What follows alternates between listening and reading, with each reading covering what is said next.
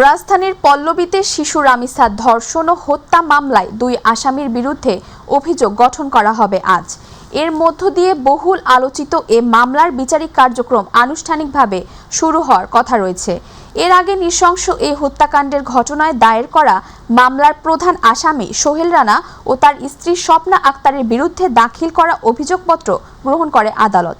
পরে আদালত অভিযোগ গঠনের শুনানির জন্য 1 জুন ধার্য করে। মামলার তদন্তকারী কর্মকর্তা জানান, তদন্তে সোহেল রানার বিরুদ্ধে সরাসরি ধর্ষণ ও হত্যার অভিযোগ এবং তার স্ত্রী স্বপ্না আক্তারের বিরুদ্ধে হত্যাকাণ্ডে সহায়তার অভিযোগের প্রাথমিক সত্যতা পাওয়া গেছে। উল্লেখ্য, ঘটনার মাত্র 5 দিনের মাথায় পুলিশ আদালতে অভিযোগপত্র দাখিল করে। গত 23 মে পল্লবীর মিল্লাত ক্যাম্প সংলগ্ন 11 নম্বর সেকশনের বি ব্লকের একটি ফ্ল্যাট থেকে শিশু রামিসার মরদেহ উদ্ধার করে পুলিশ। ঘটনাটি দেশ জুড়ে ব্যাপক আলোড়ন সৃষ্টি করে।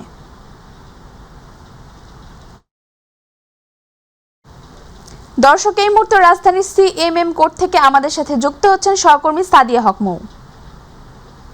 মৌ। রামিসার ধর্ষণ ও হত্যা মামলার বিচারে সর্বশেষ তথ্য আমাদের জানাবেন।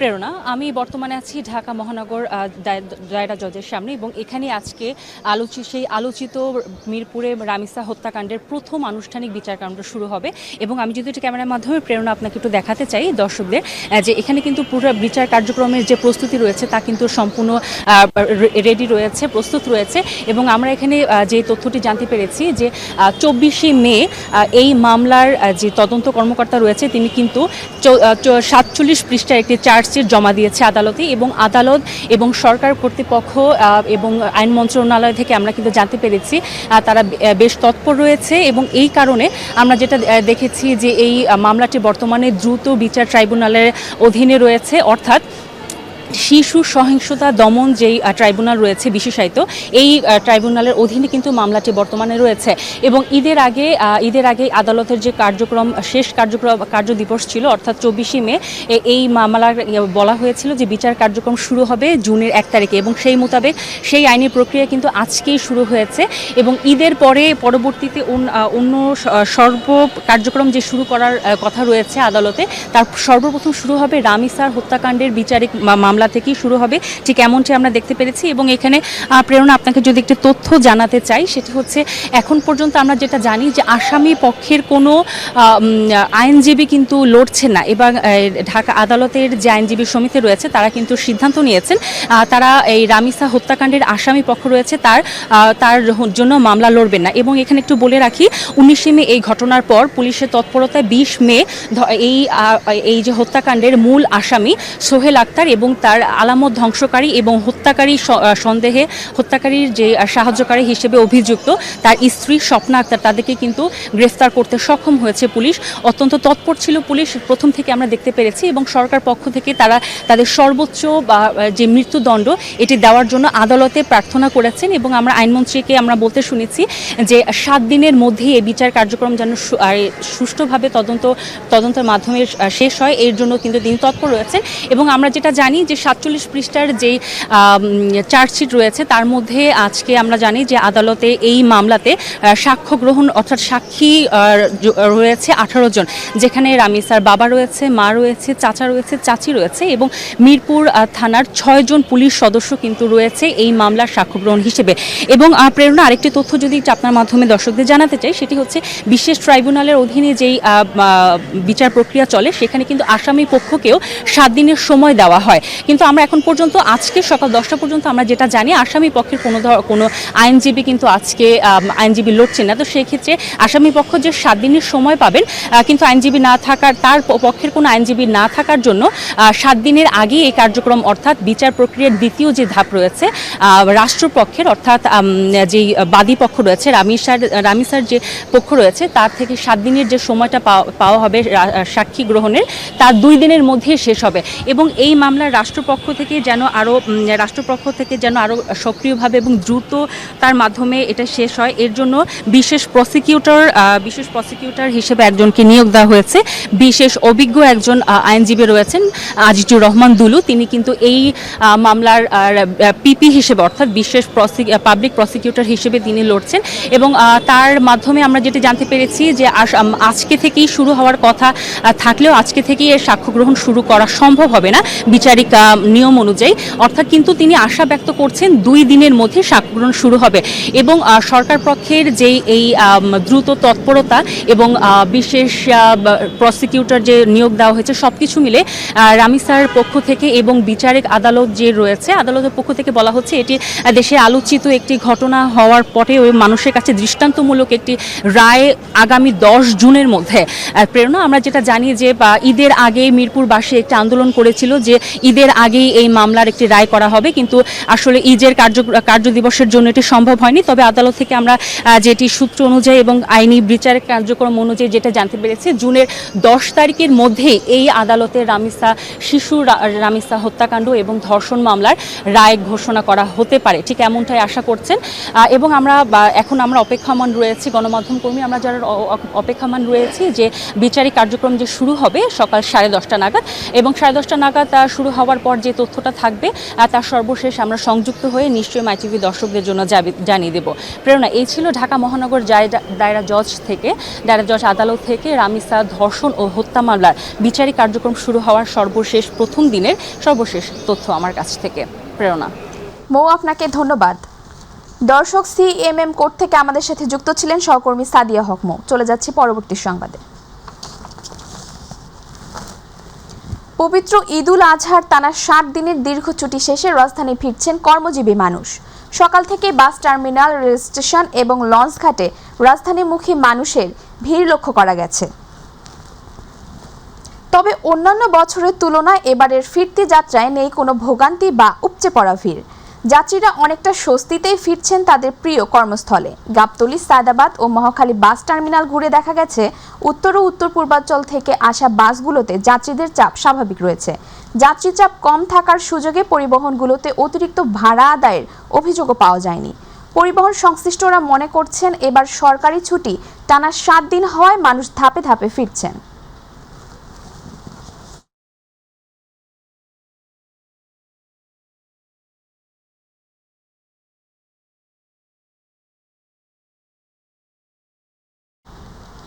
দর্শক, এই মুহূর্তে রাজধানীর কমলাপুর রেল স্টেশন এলাকা থেকে আমাদের সাথে যুক্ত হচ্ছেন সহকর্মী শবনম অবনী।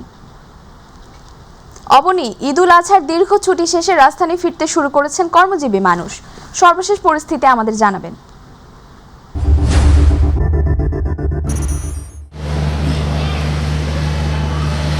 ধন্যবাদ প্রেরণা। এই মুহূর্তে আমি রয়েছি কমলাপুর রেল স্টেশনে। ঈদের দীর্ঘ ছুটি সেই 25 তারিখ থেকে 31 তারিখ পর্যন্ত টানা 7 দিনের লম্বা ছুটি শেষে রাজধানীতে ফিরতে শুরু করেছে কর্মজীবী মানুষ। যারা নারীর টানে ঘরমুখো হয়েছিল তারাই এখন কর্মব্যস্ততার কারণে নিজেদের জীবিকার তাগিদে ঢাকা ফিরতে শুরু করেছে। তো আমি যদি আপনাকে দেখাই যে কমলাপুর রেল স্টেশনে এই পর্যন্ত সকাল থেকে 9টি আন্তঃজেলা ট্রেন এসে পৌঁছেছে কমলাপুর স্টেশনে, আর ঢাকা থেকে 8টি ট্রেন ছেড়ে গিয়েছে। Dhumketu express, Nilsagar express 50 minute late করেছে বলে যাত্রীদের কাছ থেকে আমরা অভিযোগ পেয়েছি। যাত্রীদের সাথে কথা বলে আমরা জানতে পেরেছি। এদিকে যমুনা এক্সপ্রেসের কথা তারা বলল যে 1 ঘন্টা লেটে এসেছে যমুনা এক্সপ্রেস। এছাড়া ঢাকা থেকে আজ আন্তঃজেলায় আরও 8টি ট্রেন ছেড়ে গেছে এবং ঢাকা এসে পৌঁছেছে আমি যেটা আপনাকে বললাম যে 9টি ট্রেন। কিছুক্ষণ আগে একতা এক্সপ্রেস এবং পঞ্চগড় এক্সপ্রেস এখানে ঢাকায় এসে পৌঁছেছে। ঈদ স্পেশাল যে 4টি ট্রেন চালু করা হয়েছিল ঈদ উপলক্ষে, নতুন যে 4টি ট্রেন সংযোজন করা হয়েছিল অতিরিক্ত যাত্রীদের জন্য, সেই 4টি ট্রেনের স্পেশাল সার্ভিস আজকে থেকে শেষ হয়েছে। আর এদিকে আমি যদি আপনাকে আর একটু বলি, আমরা এখানে স্টেশন ম্যানেজারের সাথে কথা বলেছি। উনি যেটা আমাদেরকে জানালেন যে ট্রেনগুলো যে কিছুটা বিলম্বে আসছে এটা তারা বিলম্ব হিসেবে দেখছেন না, কারণ হচ্ছে যাত্রীদের সুবিধার্থে যাত্রীরা যাতে স্টেশন থেকে সঠিকভাবে ঠিকমতো উঠতে পারে কোনো রকম দুর্ঘটনা ছাড়া। সেই জন্য ট্রেনগুলো স্টেশনে একটু বেশি সময় দাঁড়াচ্ছে, সেই কারণে 50 মিনিট বা 1 ঘন্টার মতো লেট হচ্ছে। এটা তারা লেট হিসেবে দেখছে না, এটা তারা যাত্রীদের সুবিধার জন্য আর এই লেটটাকে সুবিধার্থে বিবেচনা করা হচ্ছে। আর এদিকে আপনাকে আরেকটা যেটা জানাই, ট্রেনের ভাড়া হিসেবে এখানে অতিরিক্ত ভাড়া নেওয়া হচ্ছে না, বললো তারা ট্রেনে অতিরিক্ত ভাড়া নেওয়ার কোনো সুযোগ নাই। যাত্রীদের সাথে আমরা আরও যেটা কথা বলে জানলাম যে তারা জানালো যে আসার ক্ষেত্রে তাদের তেমন কোনো ভোগান্তি নেই, শুধু কিছুটা বিলম্ব হচ্ছে। আপনি জানেন যে নৌরুট এবং সড়কের মতো রেলপথেও মানুষের আসা যাওয়া ঈদ উপলক্ষে ঈদ ফিরতি যাত্রায় চলছে। তবে স্কুল কলেজ এখনও না খোলাতে অতিরিক্ত যে যাত্রী চাপ সেটা এখনও দেখা যাচ্ছে না। যাত্রীদের সাথে কথা বলে যেটা আমরা জানতে পেরেছি, তারা স্বাচ্ছন্দ্যেই আসছে, এখন পর্যন্ত ওরকম ভোগান্তির কোনো অভিযোগ আমরা পাইনি। প্রেরণা, এই ছিল কমলাপুর রেল স্টেশন থেকে আমার কাছে সর্বশেষ। অবনী, আপনাকে ধন্যবাদ। রাজধানীর কমলাপুর রেল স্টেশন থেকে যুক্ত ছিলেন আমাদের সহকর্মী শবনম অবনী। চলে যাচ্ছি পরবর্তী সংবাদে। পবিত্র ঈদ উল আজহা উপলক্ষে 7 দিনের ছুটি শেষে আজ খুলেছে সরকারি বেসরকারি বিভিন্ন প্রতিষ্ঠান,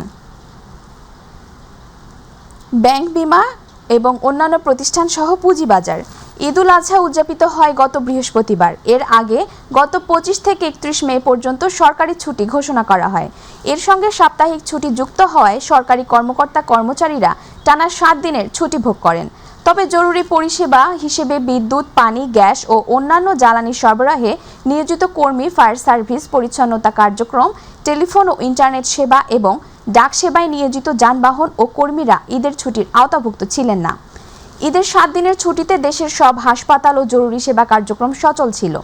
এছাড়া ঔষধ ও চিকিৎসা সরঞ্জামাদি বহনকারী যানবাহন এবং এর কর্মীরাও নিরবিচ্ছিন্নভাবে দায়িত্ব পালন করেন। 7 দিনের ছুটি শেষে সরকারি, আধা সরকারি, স্বায়ত্তশাসিত, আধা স্বায়ত্তশাসিত এবং বেসরকারি অফিস, ব্যাংক, বিমা কোম্পানি, আর্থিক প্রতিষ্ঠান এবং শেয়ার বাজারে নিয়মিত কার্যক্রম আবার শুরু হয়। ছুটি শেষে দেশের সব ব্যাংকে আজ থেকে আবার স্বাভাবিক লেনদেন চলবে। একই সঙ্গে ঢাকা ও চট্টগ্রাম স্টক এক্সচেঞ্জেও নিয়মিত লেনদেন শুরু হবে।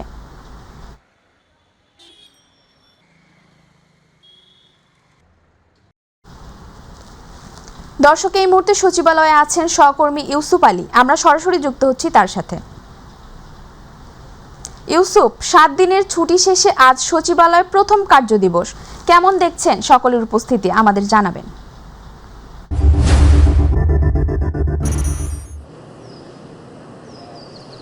প্রেরণা, আপনাকে ধন্যবাদ। এবং আজকে ঈদের 7 দিন টানা ছুটির পর আজকে থেকে অফিস শুরু হয়েছে এবং প্রধানমন্ত্রী তারেক রহমান সচিবালয়ে যে তার কার্যালয় রয়েছে সেখানে তিনি সকাল 9টা 13 মিনিটে প্রবেশ করেছেন।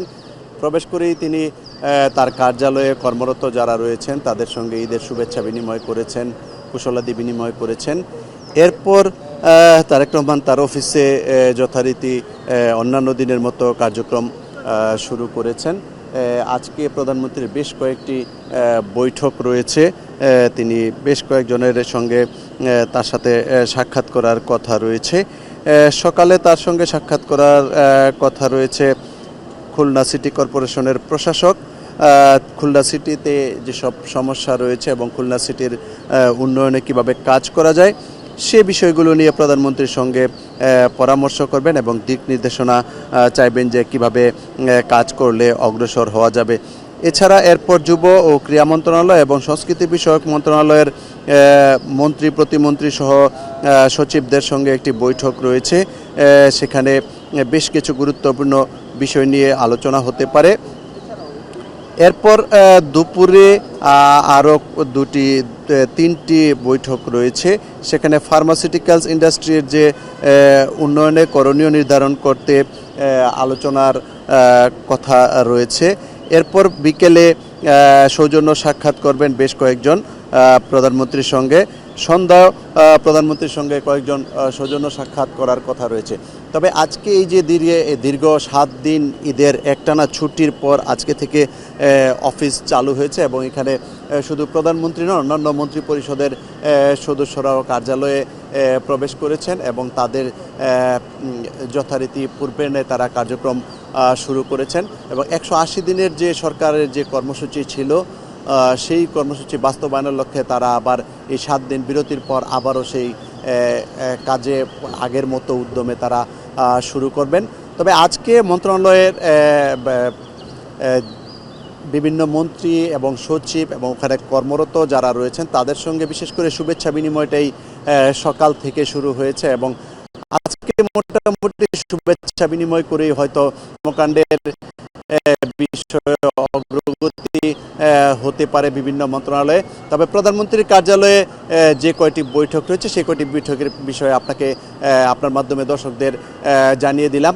এই বৈঠকের পর যারা প্রধানমন্ত্রীর সঙ্গে সাক্ষাৎ করছেন তাদের সঙ্গে কি কথা হয়েছে এবং তারা প্রধানমন্ত্রী তাদেরকে কি পরামর্শ দিয়েছেন, কি নির্দেশনা দিয়েছেন, সেই বিষয়গুলো প্রধানমন্ত্রীর কার্যালয় থেকে বেরিয়ে আসলে আমাদেরকে জানালে আমরা আবার চেষ্টা করব মাই টিভির দর্শকদেরকে সেই বিষয়গুলো জানিয়ে দেওয়ার জন্য। আপাতত এই ছিল সচিবালয় থেকে আমার কাছে তথ্য। প্রেরণা। ইউসুফ, আপনাকে ধন্যবাদ। সচিবালয় থেকে যুক্ত ছিলেন আমাদের সহকর্মী ইউসুফ। ঈদে ভারতীয় গরু না আসায় দেশে কোরবানির পশু ভালো দামে বিক্রি করে লাভবান হয়েছেন কৃষকরা। তবে সরকারের বেঁধে দেওয়া দামে চামড়া কিনে বিপাকে পড়েছেন ক্ষুদ্র ও মৌসুমী ব্যবসায়ীরা। ময়মনসিংহের বৃহত্তম চামড়ার বাজার শম্ভুগঞ্জ ও নগরীর সেহরা চামড়া গুদামে এবার ব্যবসায়ীদের কণ্ঠে হতাশার সুর। কিন্তু রাজধানীর চামড়া ব্যবসায়ী ও ট্যানারি মালিকদের সিন্ডিকেটের কারণে ক্ষুদ্র ও মৌসুমী ব্যবসায়ীরা চামড়া নিয়ে বিপাকে পড়েছেন।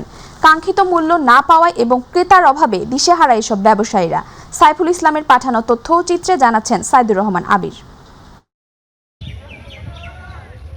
বৃহত্তর ময়মনসিংহের শেরপুর, জামালপুর, নেত্রকোনা, কিশোরগঞ্জ, টাঙ্গাইল এবং পার্শ্ববর্তী সুনামগঞ্জ জেলার বিভিন্ন এলাকা থেকে ক্ষুদ্র ও মৌসুমী ব্যবসায়ীরা গ্রাম ও শহর থেকে চামড়া কিনে বিক্রি করতে নিয়ে আসেন শম্ভুগঞ্জ বাজারে। এই বাজার থেকে চামড়া কিনতে রাজধানীর ব্যবসায়ী ও ট্যানারি মালিকরা ছুটে আসেন। প্রতি বছরই কোরবানির পর এই বাজার জমজমাট থাকলেও এবার চিত্র ভিন্ন। রাজধানীর ব্যবসায়ী ও ট্যানারি মালিকদের সিন্ডিকেটের কারণে চামড়া কেনাবেচায় ধস নেমেছে। সিন্ডিকেট করে ট্যানারি মালিকরা চামড়া কিনে পরে আমগো সরকারি রেট পাই না। আমরা বহুদিন ধরে ব্যবসা বাণিজ্য করতেছি, আমরা বিড়া নাই, বাড়ি নাই, সব কিছু বেচে কিনে আমরা নিঃস্ব হয়ে গেছি গা। আমরা যে দামে মাল কিনি সরকারি রেট অনুযায়ী মাল কেনার পর এর অর্ধেক দামও পাওয়া যায় না। সরকারের বেঁধে দেয়া দামে চামড়া কেনার পর পরিবহন ও শ্রমিকের মজুরি এবং লবণ সহ প্রতিটি চামড়া সংরক্ষণে 200 থেকে 300 টাকা খরচ হয়, অথচ এখন বিক্রি হচ্ছে 300 থেকে 500 টাকায়। একটাই দাবি, যাতে সিন্ডিকেট মুক্ত করিয়া এই চামড়া ব্যবসাটা যাতে আবার সচ্ছল হয়, ঠিক হয়, এটাই সরকারের কাছে দাবি। সরকারের রেট দিচ্ছে একটা, আমরা ট্যানারের মালিক যারা বললেন তারা বলে সরকারের কাছে বেচেন যা। আমরা যে চামড়ার জিনিসপত্র ব্যবহার করি, যেমন ব্যাগ, জুতা, আরো বিভিন্ন আসবাবপত্র, ওগুলোর দাম কিন্তু ঠিকই বেশি, কিন্তু আমরা যখন চামড়া বিক্রি করতে যাই তখন আমাদের দাম সঠিক মূল্যটা আমরা পাই না। সম্ভাবনাময় চামড়া শিল্পকে বাঁচিয়ে রাখতে এবং ক্ষুদ্র ও মাঝারি ব্যবসায়ীদের টিকিয়ে রাখতে চামড়া বেচাকেনায় সরকারের আশু হস্তক্ষেপ কামনা করছেন ক্ষুদ্র ও মৌসুমী ব্যবসায়ীরা। সাইদুর রহমান আবির, মাই টিভি নিউজ ডেস্ক। ইতিহাসের কালের সাক্ষী হয়ে প্রায় 200 বছর ধরে দাঁড়িয়ে আছে টাঙ্গাইলের করটিয়া জমিদার বাড়ি। ঈদ উল আজহাকে কেন্দ্র করে দেশের বিনোদন কেন্দ্রগুলোর মতো এখানেও ভ্রমণ পিপাসু মানুষের ভিড় দেখা গেছে। বাংলাদেশের অন্যতম ঐতিহ্যবাহী এই জমিদার বাড়ি বর্তমানে ঈদের ছুটিতে দর্শনার্থীদের জন্য উন্মুক্ত থাকায় প্রতিদিনে ঘুরতে আসছেন নানা বয়সী মানুষ। দর্শনার্থীদের দীর্ঘদিনের দাবি ছিল এটি সারা বছর উন্মুক্ত রাখার। বিস্তারিত প্রতিনিধি মির্জা মাসুদ রুবলের তথ্য ও চিত্রে তামান্না সাদিকার রিপোর্ট। 2 শতাব্দীরও বেশি সময় ধরে ইতিহাসের সাক্ষী হয়ে দাঁড়িয়ে আছে টাঙ্গাইলের করটিয়া জমিদার বাড়ি। পন্নী পরিবারের হাত ধরে গড়ে ওঠা এই জমিদার বাড়ি আজও বহন করছে অতীতের নানা স্মৃতি ও ঐতিহ্য। সময়ের পরিক্রমায় এটি পরিণত হয়েছে জেলার অন্যতম ঐতিহাসিক নিদর্শনে। ঈদের ছুটিতে দীর্ঘ 25 বছর পর আবারও দর্শনার্থীদের জন্য উন্মুক্ত করা হয়েছে করটিয়া জমিদার বাড়ি। মোঘল ও চৌনিক স্থাপত্য রীতির মিশেলে নির্মিত ভবন, প্রাচীন বৃক্ষ আর পুরনো নিদর্শন দেখতে প্রতিদিনই ভিড় করছে নানা বয়সী মানুষ। তাদের প্রত্যাশা শুধু ঈদ নয়, সারা বছরই উন্মুক্ত থাকুক ঐতিহ্যের এই ঠিকানা। এটা এখন শুধু ঈদ উপলক্ষে খুলে দেওয়া হয়, যদি সবসময় তারা এটা দেখার সুযোগ করে দেয় সবাইকে, তাহলে আমরা অনেক খুশি, অনেক স্যাটিসফাই হব। সুন্দর লাগলো, অনেক ভালো লাগলো, জানে না যে জমিদারের বাড়িতে কি আছে, তো সবাই জানি আসে দেখতে। শিক্ষা বিস্তারে, মানুষের কল্যাণে ওনারা যে কাজগুলো করেছেন, এখানে আসলে ওনারা এগুলো দেখতে পারবেন। এখানে সে মনটা আরো ভালো হয়ে গেল, ঈদের আনন্দটা আরো দ্বিগুণ বেড়ে গেল। যেহেতু এখানে আর কোনো পর্যটন কোনো কিছু নাই, সেই হিসেবে এলাকাবাসী ঈদের সময় একটু এখানে বিনোদনের জন্য আসে, সবাই বেড়ায়। দর্শনার্থীদের এই আগ্রহকে স্বাগত জানাচ্ছে জমিদার পরিবারও। তাদের মতে করটিয়া জমিদার বাড়ি কেবল একটি স্থাপনা নয়, এটি বাংলার ইতিহাস ও ঐতিহ্যের গুরুত্বপূর্ণ অংশ। তাই নিরাপত্তা নিশ্চিত করে দর্শনার্থীদের জন্য উন্মুক্ত রাখা হয়েছে বাড়িটি। ভবিষ্যতে আরও নিয়মিতভাবে উন্মুক্ত রাখার পরিকল্পনার কথাও জানানো হয়েছে। আমরা বিশ্বাস করি যে good things are for sharing. আমরা বিশ্বাস করি যে এখানে এটা একটা কালচারাল হেরিটেজ সাইট, এখানে সবার অধিকার আছে আসা যাওয়ার। তামান্না সাদিকা, মাই টিভি। চট্টগ্রামের সীতাকুণ্ডে 4টি যানবাহনের সংঘর্ষে এক নারী নিহত ও অন্তত 15 জন আহত হয়েছেন। গতরাতে ঢাকা চট্টগ্রাম মহাসড়কের বারবকুণ্ড বাজার এলাকায় একটি বাস, ট্রাক, সিএনজি, অটোরিকশা ও মাইক্রোবাসের মধ্যে এ দুর্ঘটনা ঘটে। প্রত্যক্ষদর্শীরা জানান, সংঘর্ষের সময় পথচারী জারিয়া বেগম ঘটনাস্থলে নিহত হন। এছাড়া বিভিন্ন যানবাহনে থাকা অন্তত 15 জন যাত্রী আহত হন। খবর পেয়ে পুলিশ ও ফায়ার সার্ভিসের সদস্যরা স্থানীয়দের সহযোগিতায় আহতদের উদ্ধার করে সীতাকুণ্ড উপজেলা স্বাস্থ্য কমপ্লেক্সে পাঠান। এদিকে দুর্ঘটনায় সড়কের পাশে থাকা অন্তত 6টি দোকান ক্ষতিগ্রস্ত হয়েছে বলে জানিয়েছেন স্থানীয় ব্যবসায়ীরা। দুর্ঘটনার কিছু সময় পর মহাসড়কে যান চলাচল অব্যাহত হলেও উদ্ধার কার্যক্রম শেষে পরিস্থিতি স্বাভাবিক হয়। ঘটনার বিষয়ে আইনগত প্রক্রিয়া চলমান রয়েছে বলে জানিয়েছে সংশ্লিষ্ট কর্তৃপক্ষ। শহীদ রাষ্ট্রপতি জিয়াউর রহমান বীর উত্তমের ৪৫তম শাহাদাত বার্ষিকী উপলক্ষে দোয়া ও গণভোজ অনুষ্ঠিত হয়েছে। রবিবার জাতীয়তাবাদী যুবদল টাঙ্গাইল জেলা শাখার এ অনুষ্ঠান আয়োজন করে। জেলা শাখা যুবদলের ভারপ্রাপ্ত সদস্য সচিব মোহাম্মদ জাহিদ হোসেন মালার সভাপতিত্বে প্রধান অতিথির বক্তব্য রাখেন জেলা বিএনপির সাবেক সদস্য সচিব মাহমুদুল হক শানু। এ সময় উপস্থিত ছিলেন টাঙ্গাইল মডেল থানার ভারপ্রাপ্ত কর্মকর্তা রুহুল আমিন সহ বিএনপি ও অঙ্গ সংগঠনের নেতাকর্মীরা। অনুষ্ঠান শেষে শহীদ রাষ্ট্রপতি জিয়াউর রহমানের রুহের মাগফিরাত কামনা করে দোয়া করে বিশ্বাস বেদকা আন-নূর জামে মসজিদের পেশ ইমাম মোকাব্বির হোসেন। শহীদ রাষ্ট্রপতি জিয়াউর রহমানের ৪৫তম মৃত্যুবার্ষিকী উপলক্ষে ফরিদপুরে অসহায় ছিন্নমূল ও পথচারীদের মাঝে নগদ অর্থ ও খাবার বিতরণ করে জেলা স্বেচ্ছাসেবক দল। রবিবার শহরের গোপালপুর সমাজ কল্যাণ ক্লাবের সামনে জেলা স্বেচ্ছাসেবক দলের সদস্য সচিব শাহরিয়ার কবির শিথিলের উদ্যোগে কর্মসূচিতে প্রধান অতিথি ছিলেন। খাবার বিতরণ করেন ফরিদপুর ৩ আসনের সংসদ সদস্য চৌধুরী নয়াব ইউসুফ। এ সময় জেলা পরিষদের প্রশাসক ও জেলা বিএনপির যুগ্ম আহ্বায়ক আফজাল হোসেন খান পলাশ সহ অন্যান্যরা উপস্থিত ছিলেন। কর্মসূচির শেষে শহীদ রাষ্ট্রপতি জিয়াউর রহমানের আত্মার মাগফিরাত কামনা করে বিশেষ দোয়া অনুষ্ঠিত হয়।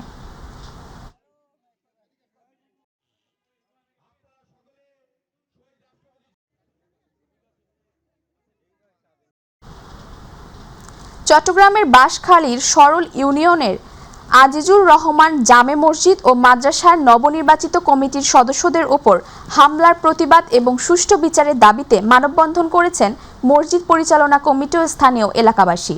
গতকাল মসজিদ প্রাঙ্গণে আয়োজিত মানববন্ধনে বক্তব্য রাখেন মসজিদ পরিচালনা কমিটির প্রধান উপদেষ্টা ও সাবেক মেম্বার ইদ্রিস, সভাপতি নুরুল ইসলাম, সিনিয়র সহসভাপতি ওসমান গনি, সাধারণ সম্পাদক ডাক্তার মোহাম্মদ ইউনুস সহ স্থানীয় গণ্যমান্য ব্যক্তিরা। বক্তারা অভিযোগ করেন হামলার ঘটনায় কয়েকজন আহত হয়েছেন এবং তারা এ ঘটনার সুষ্ঠু তদন্ত ও দোষীদের বিরুদ্ধে আইনগত ব্যবস্থা গ্রহণের দাবি জানান। পাশাপাশি স্থানীয় প্রশাসনের কাছে নিরাপত্তা নিশ্চিত করার আহ্বান জানান তারা। মানিকগঞ্জের ঘিওর উপজেলায় ঈদের আনন্দকে কেন্দ্র করে ফুটবল প্রেমীদের অংশগ্রহণে অনুষ্ঠিত হলো ঈদ পুনর্মিলনী ফুটবল ফাইনাল ম্যাচ 2026। স্থানীয় ক্রীড়া ও সাংস্কৃতিক চেতনার অংশ হিসেবে রাথুরা শতদল উদয়ন সংঘের উদ্যোগে গতকাল বানিয়াজুরি ইউনিয়ন সরকারি স্কুল অ্যান্ড কলেজ মাঠে এ ফাইনাল ম্যাচ অনুষ্ঠিত হয়। অনুষ্ঠানে প্রধান অতিথি হিসেবে উপস্থিত ছিলেন মানিকগঞ্জ 1 আসনের সংসদ সদস্য এস.এ. জিন্না কবিরের সহধর্মিণী সায়লা কবির। উদ্বোধন করেন বানিয়াজুরি ইউনিয়ন পরিষদের চেয়ারম্যান এস.আর. আনসারি বিল্টু। খেলা শেষে বিজয়ীদের হাতে পুরস্কার তুলে দেওয়া হয়। মুন্সিগঞ্জের গাজারিয়া উপজেলার হালিমা আক্তার হত্যার রহস্যে 24 ঘন্টার মধ্যে উদ্ঘাটন করেছে পুলিশ ব্যুরো অব ইনভেস্টিগেশন।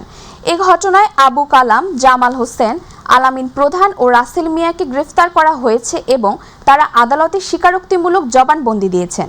রবিবার পিবিআই জানায়, টাকা পাওনা, ব্যক্তিগত সম্পর্ক নিয়ে সামাজিক মানহানির আশঙ্কা থেকে তারা হত্যার পরিকল্পনা করে। গত 26শে মে হালিমাকে নদীর পাড়ে ডেকে নিয়ে গিয়ে সংঘবদ্ধভাবে ধর্ষণের পর শ্বাসরুদ্ধ করে হত্যা করা হয় এবং মরদেহ নদীতে ফেলা হয়। তদন্তে আরও কেউ জড়িত কিনা তা খতিয়ে দেখা হচ্ছে। আসামি মিস্টার জামাল, ওনার সাথে একদিন দেখার করতে যায় এবং সে তাকে অবৈধভাবে একটা কুপ্রস্তাব দেয় এবং শারীরিক সম্পর্ক করতে যায়। সে মুহূর্তে জামালের মেয়ে তাকে তাদের দেখে ফেলে এবং এটা ছিল কারণ জামালের। আর আরেকজন অটো চালক মিস্টার রাসেল, সে তাকে নানা সময় উত্ত্যক্ত করতো, সেটা তারা স্বীকারোক্তিমূলক জবানবন্দিতেই সেটা বলেছে। বরিশাল ঢাকা মহাসড়কের গৌরনদীতে নিরাপদ সড়ক ও নিরাপদ খাদ্য নিশ্চিতকরণের সচেতনতামূলক অভিযান ও ভ্রাম্যমাণ আদালত পরিচালনা করা হয়েছে।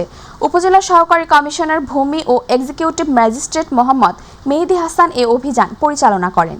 গতকাল অভিযান পরিচালনার সময় সড়কে ওভার স্পিড, ঝুঁকিপূর্ণ ওভারটেকিং এবং হেলমেটবিহীন মোটরসাইকেল চালানোর দায়ে 6টি বাস, প্রাইভেট কার ও মোটরসাইকেলের বিরুদ্ধে সড়ক পরিবহন আইনে 40,000 টাকা জরিমানা করা হয়। এছাড়া গৌরনদী বাস স্ট্যান্ড এলাকায় একটি রেস্টুরেন্টে ছত্রাকযুক্ত ও মেয়াদ উত্তীর্ণ দই বিক্রির অপরাধে ভোক্তা অধিকার সংরক্ষণ আইনে এক দোকানদারকে 10,000 টাকা জরিমানা করা হয়। অভিযান চলাকালে বিভিন্ন পরিবহন কাউন্টারকে সতর্ক করা হয় যাতে ঈদকে কেন্দ্র করে যাত্রীদের কাছ থেকে কোনো ধরনের অতিরিক্ত ভাড়া না আদায় করা হয়।